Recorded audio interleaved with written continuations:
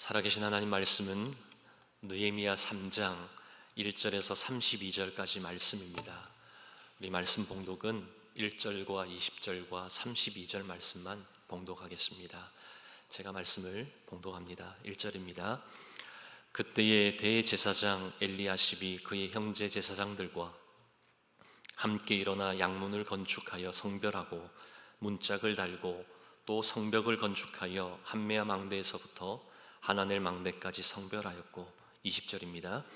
그 다음은 삼배의 아들 바룩이 한 부분을 힘써 중수하여 성 구비에서부터 대제사장 엘리야십의 집문에 이르렀고, 32절입니다. 성 모퉁이의 성로에서 양문까지는 금장색과 상인들이 중수하였느니라. 아멘. 느헤미야 말씀은 우리 지금 현재 9월 우리 큐티 본문의 본문 내용들입니다. 느헤미야 말씀 가지고 함께 큐티하고 있죠.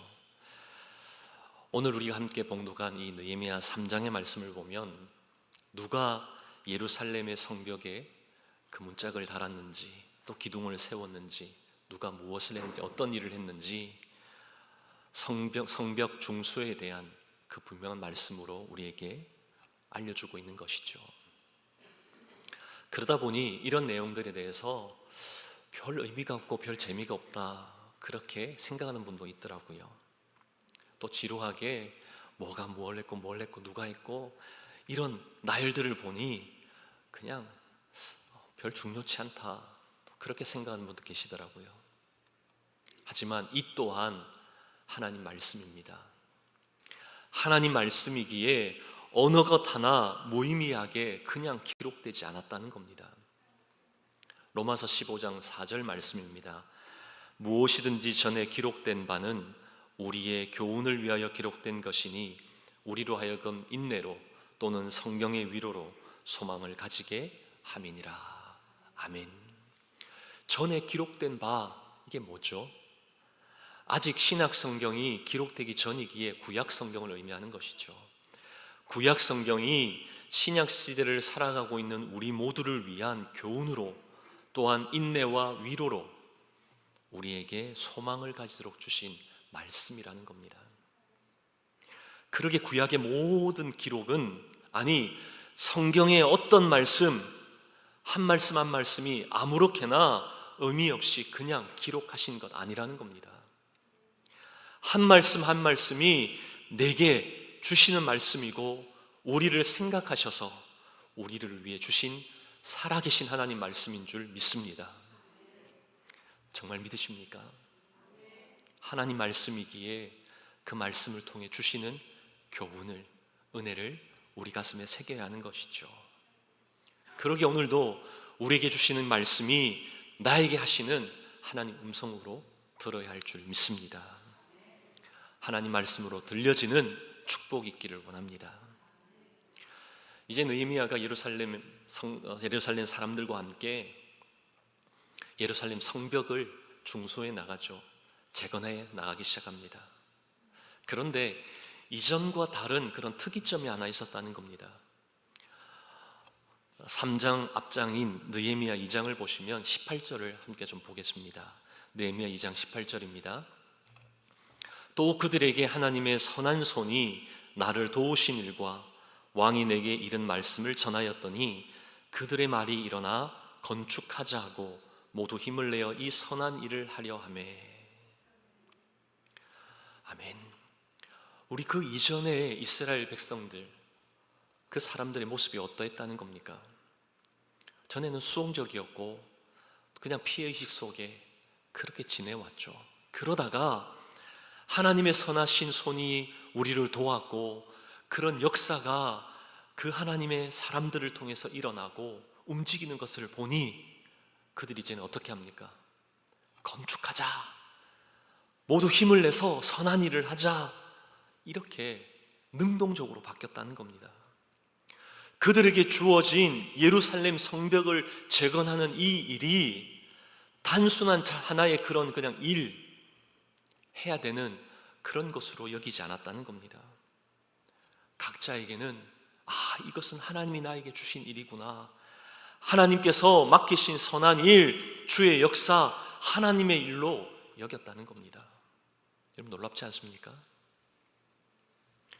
저와 여러분에게는 하나님의 일, 그것이 어떤 일입니까? 우리는 보통 하나님 일하면 성경 읽고 기도하는 것, 하나님 일로 생각하죠. 또 교회에 나와서 예배드리고 전도하고 봉사하는 일을 하나님 일로 생각합니다. 네, 아주 중요한 하나님의 일 맞습니다. 그러나 오늘 본문에서 말씀하시는 하나님의 일은 성벽 재건, 성벽 중수입니다. 하나님께 예배드릴 예루살렘 성전을 다시금 재건하는 그 말씀하고 있는 것 아니죠. 성벽을 쌓는 일이 하나님의 일이다, 그렇게 말씀하고 있는 겁니다. 여러분 눈으로 보기에도 성벽을 쌓는 게 하나님의 일이다, 그렇게 받아들여집니까? 아마 어쩌면 대부분은 목사님 어떻게 그게 하나님 일입니까? 성벽 쌓는 일이 무슨 선한 일입니까? 자신들이 살려고 하는 것 아닙니까? 이렇게 반문할 수도 있을 겁니다. 왜냐하면 우리의 생각 속에는 우리가 해야 될 일들과 하나님이 해야 될 하나님의 일이 따로 있다고, 구분되어진다는 생각 때문인 것이죠. 오늘 말씀은 성벽 중수도 성벽 재건하는 것도 느헤미야를 통해서 하나님이 원하시던 일이었고 하나님의 일이다, 이 사실을 우리에게 분명히 보여주시는 겁니다. 뿐만 아니라 말씀을, 성경을 쭉 읽어가면 우리가 하는 모든 일이 하나님의 일이다라는 사실을 깨닫게 된다는 것이죠. 골로새서 3장 17절 23절 말씀을 보십시오. 골로새 3장 17절입니다. 또 무엇을 하든지 말에나 일에나 다 주 예수의 이름으로 하고 그를 힘입어 하나님 아버지께 감사하라. 23절은요, 무슨 일을 하든지 마음을 다하여 주께 하듯 하고 사람에게 하듯 하지 말라. 아멘. 무슨 일을 하든지 간에 하나님이 내게 맡기셨다, 그 확신 속에서 감당하는 모든 일, 모든 직업이 하나님의 일이 되는 줄 믿습니다. 그러기에 우리는 주 예수의 이름으로 하고 감사하며 주께 하듯 해야 된다, 그렇게 선포하고 있는 것이죠. 하나님의 일이 따로 있고 하나님의 일이 아닌 것이 따로 있다, 이 이원론적인 사고로 우리에게 성경이 말씀하는 것 아닙니다. 우리가 하는 일의 종류에 따라서 하나님의 일이 결정되는 것 아니라는 겁니다. 우리의 생각에 거룩한 것, 그것만 하나님의 일이다, 아니라는 것이죠. 우리가 하는 모든 것들이 하나님 뜻 가운데 하나님이 허락하신 주의 일인 줄 믿습니다. 그러기에 우리가 예배 드리고 나서 함께 성도의 교제를 나누잖아요. 그 성도의 교제를 나누기 위해서 때로는 몇몇 분들은 우리 식당에서 봉사를 하죠. 음식을 준비합니다. 그것도 주의 일이라는 겁니다. 또 설거지 하잖아요. 목사님, 설거지가 어떻게 주의 일입니까? 말씀에는 주의 일이라고 합니다. 청소도 주의 일이라고 말씀하는 것이죠. 그러기에 우리가 하는 모든 일이 주의 일로 여기고 할 때 하나님 주시는 은혜의 풍성함이 넘치는 줄 믿습니다. 기쁨으로, 감사함으로 감당하는 것이죠. 그런가 하면 하나님의 일인 이 성벽 재건, 이 막중한 사명을 이제 느헤미야와 이스라엘 백성들이 감당합니다. 근데 말씀을 쭉 읽어보면 그들이 예루살렘 성벽을 어떻게 하죠? 완성합니다. 그만둔 것이 아니라, 조금 하다가 만 것이 아니라 끝까지 성공적으로 이루어내는 것을 보죠. 어떻게 그들이 느헤미야와 함께 성벽 재건에 대한 이 완수가 이루어졌을까요? 어떤 원리를 가지고 했기에 그런 마무리를 지을 수 있었을까요? 오늘 말씀을 통해서 좀 그 비결을 함께 좀 찾아보기를 원합니다. 4가지로 함께 좀 살펴보기를 원하는데요, 하나님의 일을 우리는 어떻게 감당해, 그 원리를 좀 찾기를 원합니다. 첫째는 협동의 원리입니다. 협력과 동력의 원리라는 것이죠. 성벽 중수라는 그 하나님의 일을 협력하고 동력함으로 완수해냈다는 겁니다. 오늘 말씀을 보면 여러 사람들이 등장합니다. 한 75명 이상의 사람이 등장하죠. 직업에 따라 분류해 보면 15가지 이상의 그런 직업이 나옵니다. 이게 뭘 말씀하시는 걸까요? 성벽 재건이라는 것이 한 사람으로, 한 사람의 그런 능력으로 감당했던 것 아니라는 겁니다. 여러 사람이 각가지 분야에서 동력했기에 엄청난 이 일을 이룰 수 있었다. 우리 그것 말씀하고 있는 것이죠. 오늘 본문 말씀에서 우리가 다 읽지는 않았지만 한번 읽어보시면 가장 많이 나오는 단어가 어떤 단어인 줄 아십니까? 그 다음은 누가 뭘 했고, 그 다음은 뭘 했고 뭘 했고, 이 그 다음이란 단어가 30번이 나옵니다. 놀랍지 않습니까? 이 짧은 한 장 안에 30번이 나옵니다. 일의 순서를 그렇게 나열해 놓은 것 아닌 것이죠. 자기가 해야 될 그 자리에 서서 자발적으로 자신의 일을 감당했다는 겁니다. 그것이 전체의 조화를 이루는 가운데 성벽 재건의 일이 완성되었다는 것을 보여주는 겁니다. 그러기 하나님의 일은 혼자서만 하는 것 아니라는 것이죠. 공동체의 협력이, 동력이 있어야 되는 줄 믿습니다. 성경에 참 많은 훌륭한 사람들, 지도자들이 나오죠. 하나님은 그 한 사람이 우상화되는 것을 결코 용납지 않으셨습니다. 그러기에 성경이 위인전과 다르다는 것이죠. 영웅전과 위인전을 보면 가끔 그 위인의 삶이 좀 과장되도록 좀 부각되기도 하고 영웅화되기도 하잖아요. 근데 성경은 그렇지 않습니다. 성경은 한 개인이 영웅화되는 것은 절대적으로 원치 않으시기에 아무리 그가 하나님의 사람이라 할지라도 그 사람의 실수까지도 적나라하게 그렇게 기록하고 있다는 겁니다.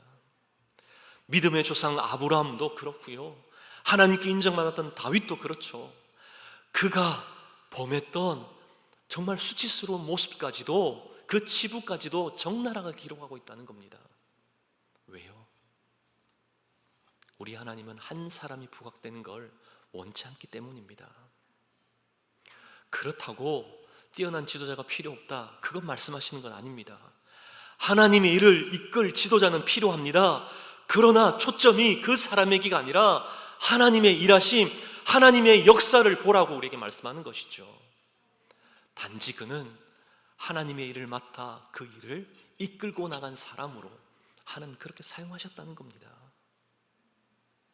그러게 하나님의 일은 우리 공동체를 통하여 이루어지기를 원하시는 줄 믿습니다. 우리의 실수 많음과 연약함, 그럼에도 우리 하나님이 은혜 주시고 축복 주셔서 이 일을 할 수 있었습니다. 그런 간증이 흘러넘치는 공동체로 만드셔서 주의 일을 하게 하시는 줄 믿습니다. 이게 우리 하나님 일하시는 방법이라는 거예요. 어느 한 사람도 두드러지는 것 그렇게 원치 않으신다는 겁니다.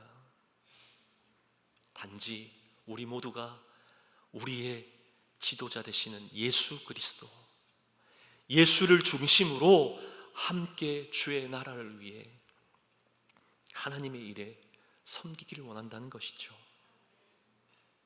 그렇게 동력해야 하는 겁니다. 협력해야 하는 것이죠. 근데 오늘 말씀을 쭉 계속 읽다 보면 그들이 100% 그렇게 협력하고 동력했던 게 아님을 보게 됩니다. 5절 말씀을 보십시오. 5절을 보면 그 다음은 드고아 사람이 중수하였으나 그 귀족들은 그들의 주인들의 공사를 분담하지 아니하였으며, 하나님이 맡기신 일임에도 그 일을 하지 않는 사람, 비협조적인 사람도 있었다, 그것 기록하고 있습니다. 왜 성경이 이런 부분까지 기록했을까요?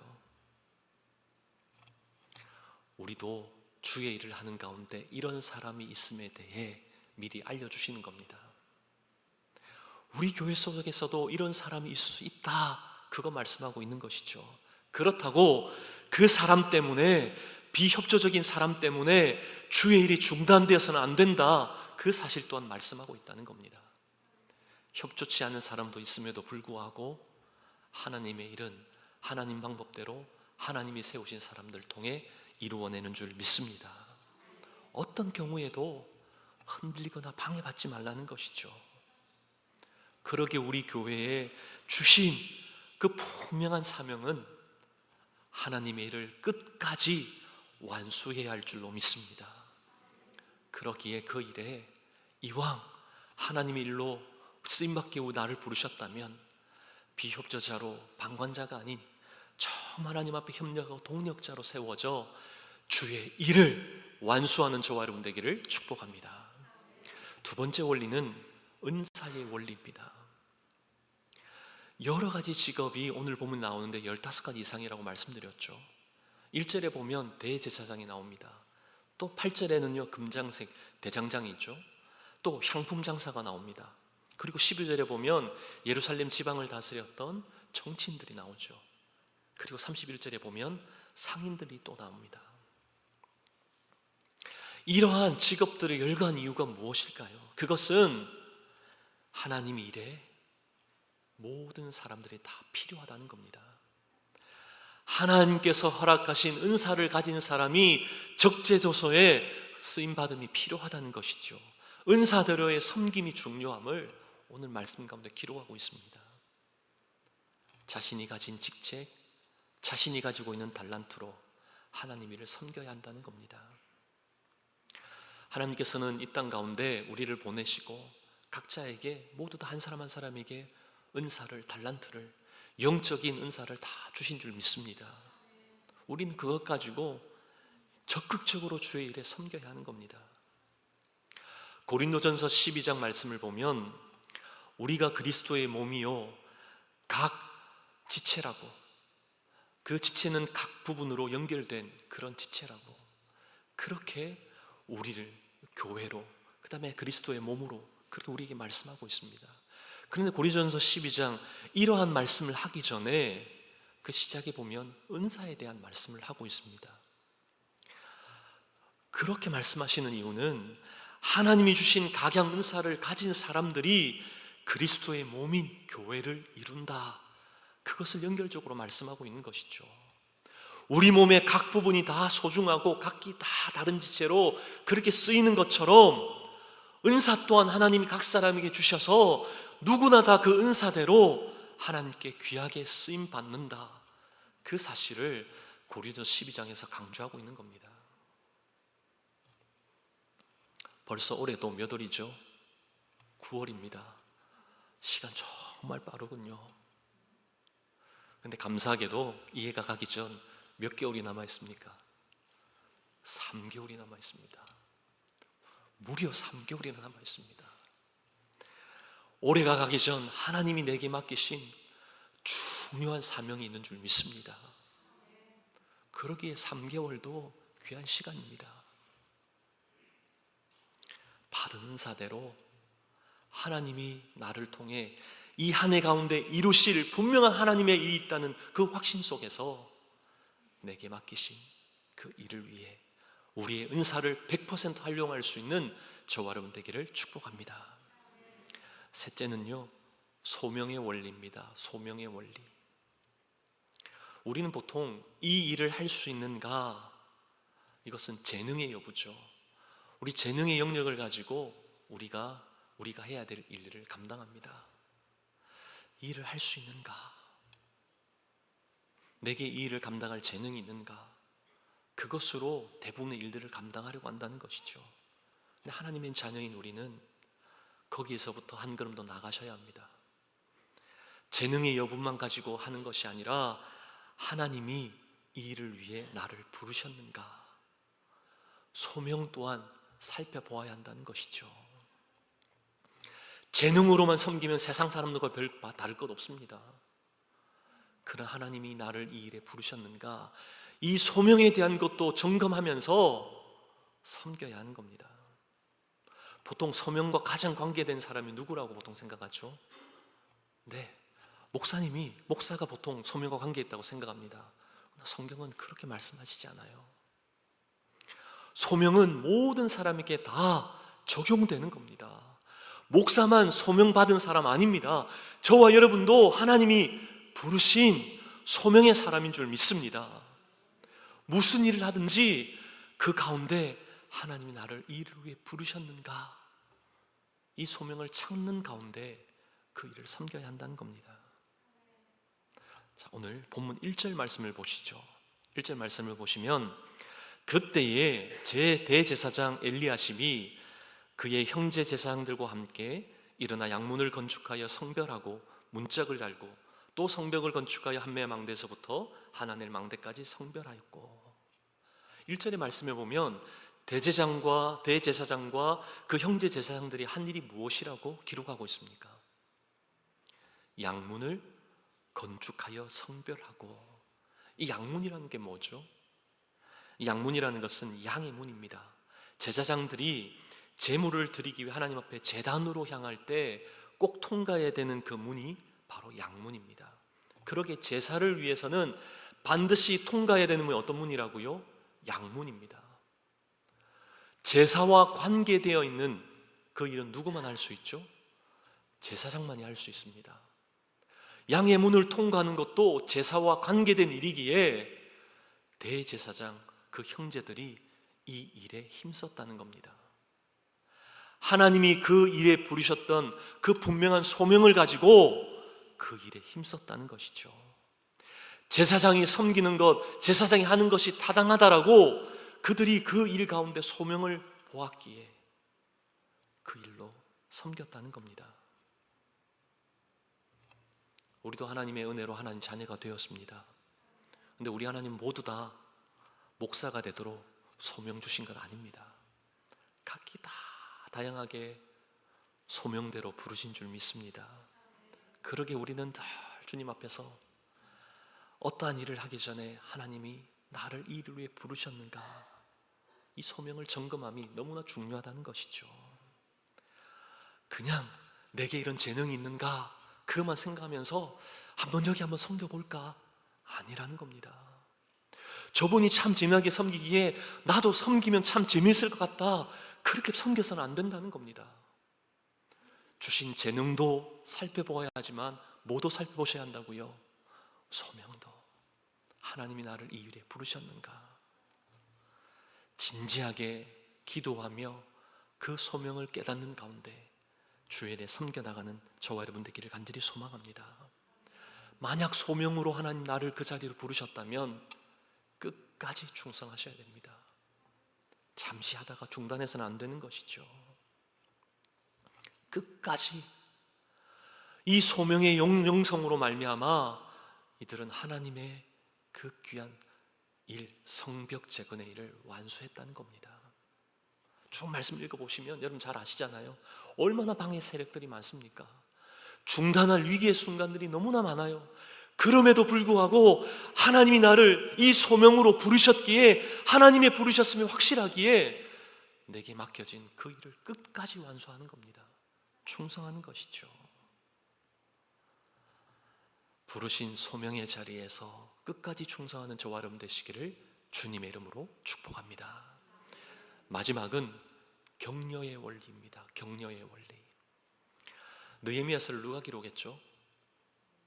느헤미야가 기록했습니다. 어렵지 않죠? 느헤미야가 기록했습니다. 그런데 오늘 말씀, 이 3장의 말씀에 보면 느헤미야라는 이름은 나오지 않습니다. 목사님, 느헤미야라는 이름 나와요. 그 사람은 누구냐면 아스북의 아들 느헤미야입니다. 저자인 느헤미야가 아닙니다. 동명이인인 것이죠. 저자인 느헤미야는 전혀 오늘 본문에 나와 있지 않습니다. 어떻게 보면 성벽 재건을 위해서 가장 힘쓰고 애쓴 사람이 누구죠? 느헤미야 아니겠습니까? 막중한 책임을 가지고 얼마나 동분서주 뛰어다녔겠습니까? 여기도 가보고 저기도 가보고 어떻게 하나님 일이 잘 되어가는지, 이런 방에 저런 방에 있을 때도 얼마나 힘쓰며 매달리며 그렇게 일을 감당했을까요? 그런데 자신의 그 어떤 업적, 그 이름은 등장하지도 않고 함께 동력했던 75명의 그 사람들의 이름을 기록하는 것, 그것이 바로 격려였다는 겁니다. 제가 한 것이 아니라 여러분이 한 것입니다. 그렇게 이름이 기록된 그 사실을 보았을 때 그 일에 참여한 자들이 얼마나 위로받고 얼마나 격려받았을까요?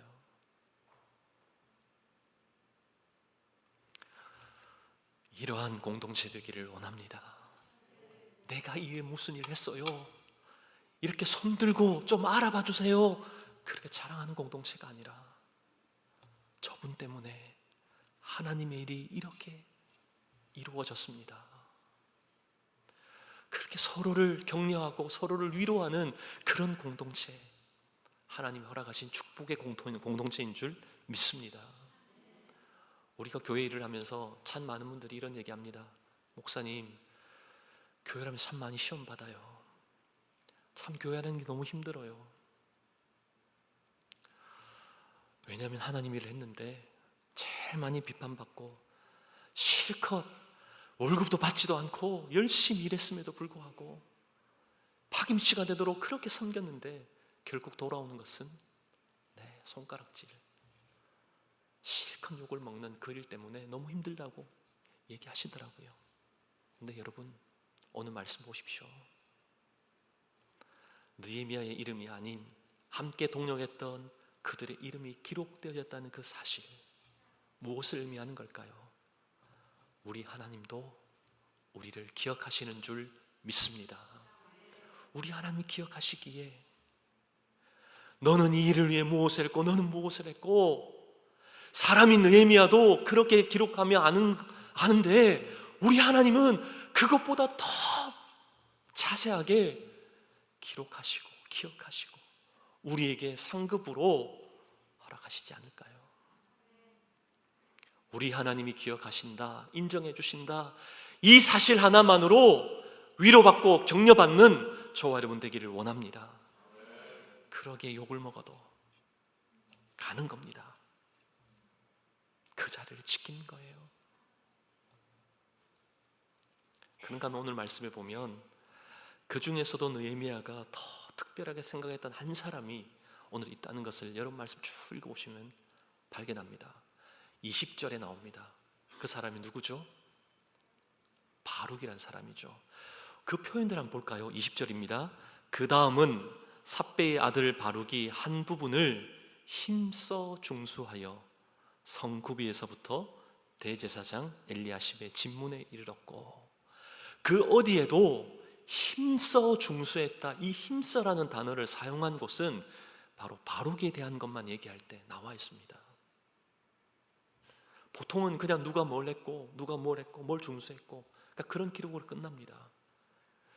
근데 어떤 일을 했는지 자세하게 기록되어 있지 않지만 느헤미야에게는 이 바룩이라는 사람이 더 특별하게 그 누구보다도 힘써 섬겼던 것이 기억나서 힘써 섬겼다라고, 중수했다라고 기록했다는 것이죠. 얼마나 그 사람에게 격려가 되었을까요? 얼마나 그 사람에게 따뜻한 위로가 되었을까요?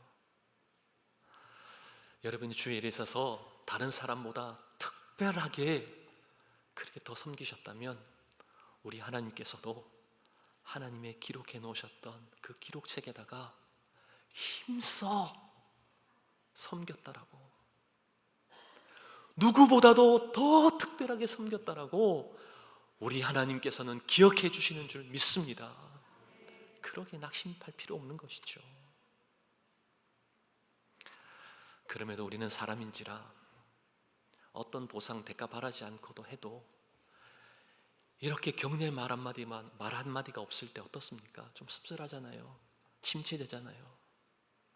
그러기에 서로 격려하고 서로 위로하는 게 얼마나 큰 축복인 줄 모른다는 것이죠. 이 원리를 알았던 사도 바울은 교회에 대한 생활들, 그 교회와 관련된 말들을 하면서 늘 즐겨 사용했던 단어가 서로라고 하는 단어입니다. 데살로니가전서 5장 11절 말씀을 보면 그러므로 피차 권면하고 서로 덕을 세우기를 너희가 하는 것 같이 하라. 서로 하라는 것이죠.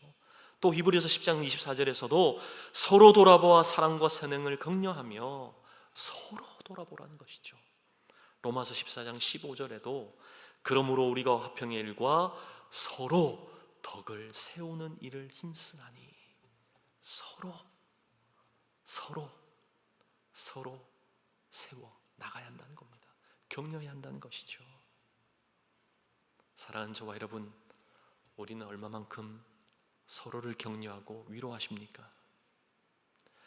격려와 이 위로가 때로는 지치고 힘든 그 순간 주의 일이, 하나님의 일이 끝까지 충성할 수 있는 자리로 함께 이끌어가는 줄 믿습니다. 그러하기에 힘써 감당하는 겁니다.